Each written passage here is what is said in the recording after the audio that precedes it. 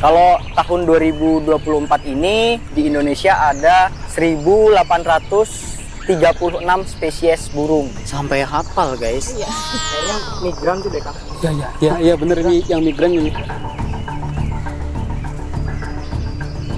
Oh ini burungnya. Terus mereka ini nanti kembali lagi ke sana bulan apa? Oktober, September Oktober dia balik lagi ke Australia.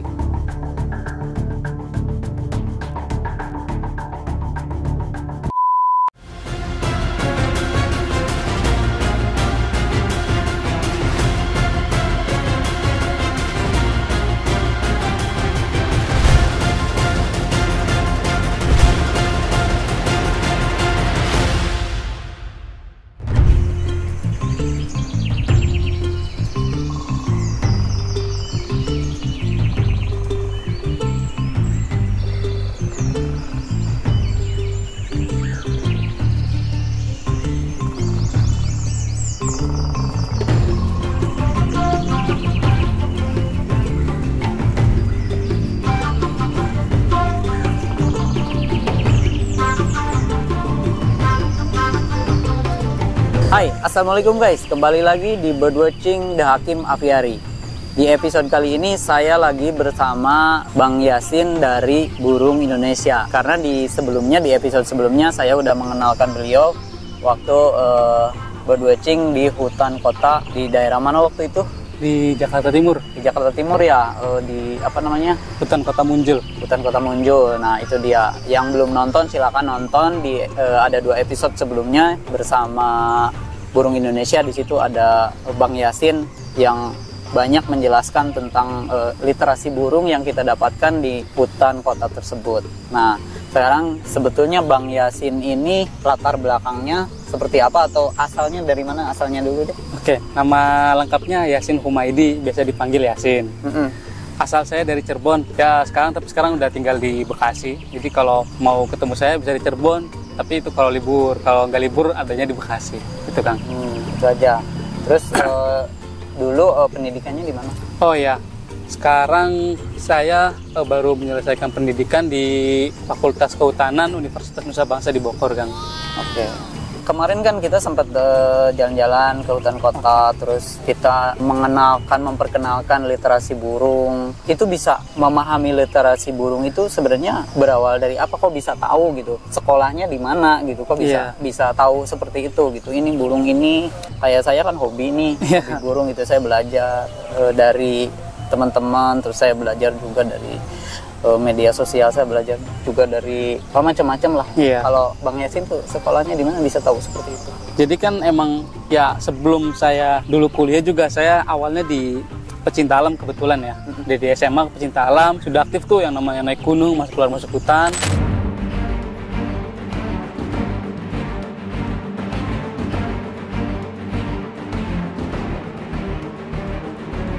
Akhirnya sering lihat burung, tertariklah sama burung. Cuma kan belum ada ilmunya nih. Akhirnya nyari-nyari ilmu sama juga Kang, sama kayak Kang Pio. Saya nyari ilmu juga dari sosial media, dari Kicau Mania juga. Ini akhirnya burung apa, bunyinya gimana, belajar di situ. Ternyata saya merasa kurang cukup Kang, maksudnya kurang puas, belum terselesaikan penasaran saya tentang burung gitu. Karena selama ini kan yang saya pelajarin kan hanya sekilas via sosial media dan juga obrolan-obrolan teman-teman kicau burung gitu kan. Kebetulan saya kuliah di kehutanan dan alhamdulillah di situ saya rasa terfasilitasi semua rasa penasaran saya, keingintahuan saya. Di Fakultas Kehutanan itu ada beberapa mata kuliah yang emang berhubungan dengan burung gitu kan. Akhirnya di situ belajar lebih dalam dan lebih banyak belajar baca buku. Akhirnya kan dipaksa mau nggak mau baca buku dan ya sekarang sudah sedikit lebih paham lah. Jadi ini karena kuliah sebenarnya kan. Karena kuliah ya dari sekolah. Tuntutan ya. Jadi belajar literasi burung itu dari situ. Iya, lebih banyak dari situ. Terus sejak kapan bergabung dengan Burung Indonesia?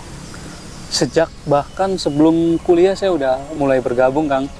Tahun 2017 dulu awal-awal saya masih saya jadi pegawai swasta suatu pabrik di kawasan Bekasi. Saya kan masih tertarik nih tentang kegiatan burung. Kemudian saya bingung nyari kegiatan Kang. Akhirnya waktu itu saya coba nyari kegiatan yang positif, ketemulah Burung Indonesia waktu itu 2017. Nah saya rasa Burung Indonesia ini bisa memfasilitasi saya tentang kegiatan-kegiatan tentang burung gitu kan, terutama di pengamatan burung. Nah, akhirnya saya ikut di 2017. Di 2018 baru saya kuliah dan kayak nyambung gitu. Ya. Tentang ketertarikan saya dengan juga yang saya pelajari akhirnya nyambung seperti itu, Kang. Dari mana tahu burung Indonesia itu ada? Dari sosial media awalnya. Oh, dari sosial media. Ya, dari Twitter waktu itu sama Instagram. Pengalaman ya yang pengen saya tanyakan itu ketika Bang Yasin jadi member di Burung Indonesia itu pengalamannya bagaimana tuh? Kemana aja udah? Seperti apa? Alhamdulillah ya, semenjak gabung sama burung tuh saya ngerasa kayak jauh banget melesat, Kang, belajarnya karena benar-benar terfasilitasi gitu, Kang. Tahun 2017-18 itu kita hampir rutin, mungkin 21 bulan atau 2 bulan sekali itu ada agenda pengamatan bareng gitu. Misalkan di agenda di taman kah, atau di yang biasa sih yang paling rutin itu di Pulau Rambut di Jakarta, Kang. Oh iya, di Pulau Seribu. Kita Iya, pernah di ke Pulau sana. Seribu, iya. Ayupan juga pernah ke sana. Itu emang di situ enak itu kan pengamatan di situ Iya, kan. rame Oh, burungnya banget. rame. Akhirnya 2017-18 itu sering ke situ kan. Terus di beberapa tempat kayak taman-taman di Jakarta juga itu sering. Taman Hutan Kota. Ya, taman hutan di Bogor juga, Kebun Raya juga pernah. 2019 yang mulai menarik waktu itu ada agenda di Gorontalo, Kang. Ya, apa Saya jadi semacam simulator desa wisata waktu itu di Gorontalo 2019, Kang. Saya jadi bagian dari member yang mewakili kegiatan itu waktu itu. Selama 3 minggu saya di Gorontalo. Ya, alhamdulillah semuanya difasilitasi sama Burung Indonesia. Jadi benar-benar kita cuma bawa badan lah, istilah kata mah, benar-benar enak lah difasilitasi gitu. Ya, di situ mulai sering tuh pulang dari Gorontalo, akhirnya ikut survei waktu ke pedalaman Jawa Barat waktu itu berkali-kali lah. Mungkin ada 10 atau 8 kali ke lapang waktu itu pedalaman Jawa Barat. Kita berminggu-minggu di sana. Di gunung-gunung sekitaran Garut, sekitaran Cianjur, Bandung Selatan, Bandung Barat waktu itu 2019, 2020, terakhir 2021. Selama saya kegiatan di burung itu lebih banyak kegiatan di lapang dan semuanya difasilitasi sama burung itu. Nah, jadi pengalamannya cukup menarik juga ya. Jadi bisa menambah wawasan, Iya, itu yang ilmuwan, paling segala ilmu macam. paling. Dan akhirnya bisa kita nikmatin sekarangnya nih ilmunya dari kemarin, bisa kayak penjelasan tentang literasi burung apa-apa semuanya, jadi bisa menjelaskan, membagi ilmu lah terhadap kita ya. Ini mungkin kayak kembali lagi pertanyaannya sih kurang lebih kembali lagi. Jadi kenapa tertarik dengan konservasi burung nih? Kan ada hubungannya nih burung Indonesia dengan konservasi burung ini. Kenapa bisa tertarik? Yang membuat saya tertarik waktu itu, kan saya juga, ya kita semua udah tahu lah di Indonesia umum dengan kicau mania ya. Saya juga awal juga belajar dari sana. Sama kayak saya. Iya.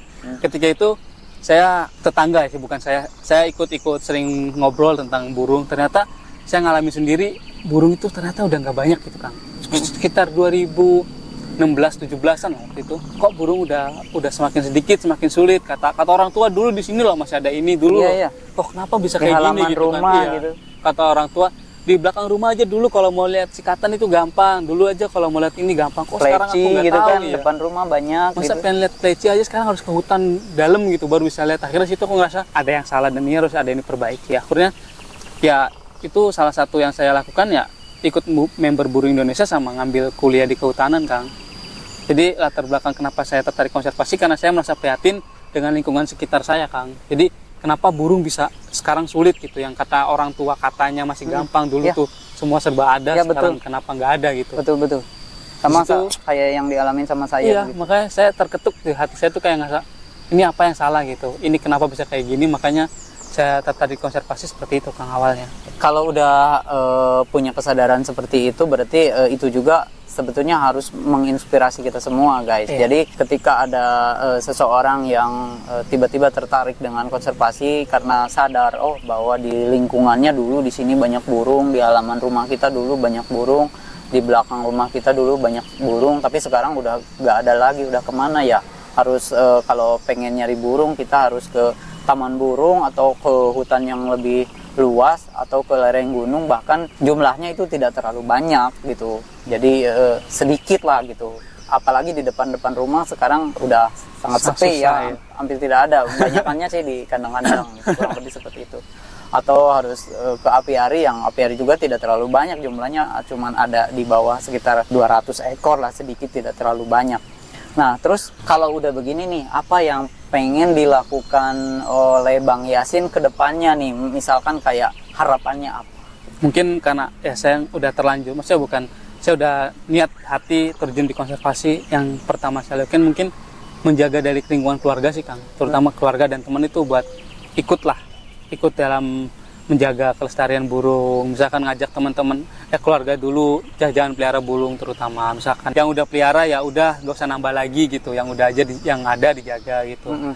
Terus kemudian meluas ke lingkungan teman-teman sekitar, itu kita kasih pemahaman bahwa ternyata kondisi lingkungan sekarang tentang burung itu sudah sangat prihatin. Mari kita sama-sama, yang saya lakukan ke depannya ya memberi penyadaran kepada lingkungan keluarga, lingkungan teman, dan juga tempat tinggal saya, termasuk yang di Bekasi, seperti itu. Himbauan nih buat teman-teman semua yang masih suka dengan berburu terutama, atau masih suka dengan anggaplah seperti saya kicomania gitu. Ini himbauan buat teman-teman apa? Kira-kira nih. Kembali lagi ke diri kita masing-masing ya Kang ya. Gimana kita menilai suatu objek itu menjadi positif dan negatif gitu kan. Mungkin yang sekarang udah terlanjur pelihara burung atau yang sekarang masih senang mikat, kembalilah ke jalan yang baik gitu. Maksudnya yang ketika mikat ya udah mikatnya seperlunya atau sebutuhnya, jangan sampai semua dibabat gitu. Syukur-syukur sampai nggak mikat lagi gitu Kang. Mungkin kalau misalkan itu jadi kebutuhan dan nggak bisa ditinggal ya harus lebih selektif lah, jangan sampai segala hal-hal yang sekiranya tidak laku tapi tetap diambil, itu kan sangat sayang gitu kan ya Kang ya. Apalagi misalkan burungnya nggak laku cuma 1.000, 2.000 atau bahkan cuma 5.000 satu kantong, ternyata diambil juga kan. Sebaiknya itu nggak usah ditinggalkan. Yang mengambil yang mungkin bisa diambil secara dipanen dengan benar gitu maksudnya gitu. Terus untuk teman-teman yang ya pelihara burung, pelihara yang baik gitu, sebagaimana merawat burung, nggak usah nambah lagi lah, yang ada aja dijaga gitu Kang. Kalau di kembang biakan gimana? Itu sih yang paling utama Kang. Maksudnya ketika kita bisa merawat dan menjaga si burung dan kita bisa mengembangbiakan, itu lebih bagus malah justru Kang. Jadi kan sekarang kita taunya panen alam gitu ya Kang. Sebenarnya itu jadi stok alam jadi kurang.